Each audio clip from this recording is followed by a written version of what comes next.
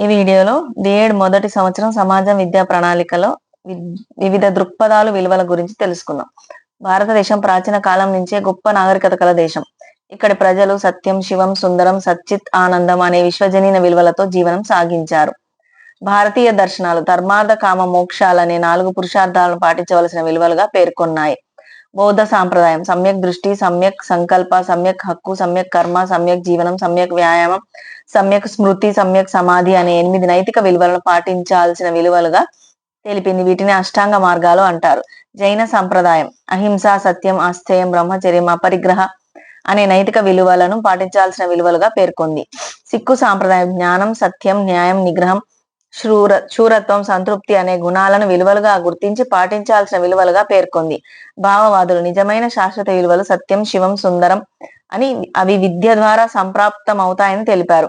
వ్యవహారిక సత్తావాదంలో విలువలు మారుతూనే ఉంటాయి, అవి శాశ్వతం కాదు. కాలానుగుణంగా సామాజిక పరిస్థితులను బట్టి వాటి విలువ మారుతూ ఉంటుందని, సామాజిక సౌందర్య విలువలను సాపేక్ష విలువలని, అవే పాటించదగిన విలువలని తెలిపారు.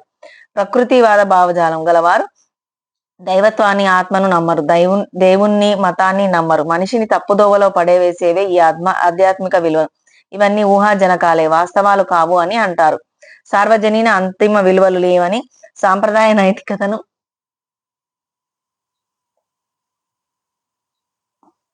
వీరు అంగీకరించలేదు. ప్రకృతివాదులు స్వాభావిక నైతికత, సౌందర్యాత్మకతను విలువలుగా గుర్తించారు.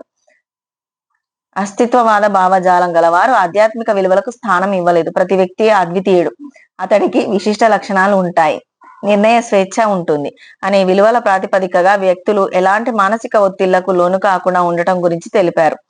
విద్యా విలువల పరిధి అనంతమైనది. వివిధ సాంప్రదాయాలు, తత్వాలు, దృక్పథాల ఆధారంగా విద్యా లక్ష్యాలను రూపొందించారు.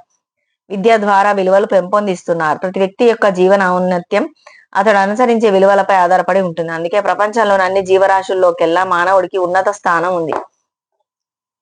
విలువల్లోని రకాలు సామాజిక శాస్త్రవేత్తలు విలువలను అనేక రకాలుగా వర్గీకరించారు. వ్యక్తిగత జీవిత రంగానికి సంబంధించిన విలువల వర్గీకరణ గురించి తెలుసుకుందాం.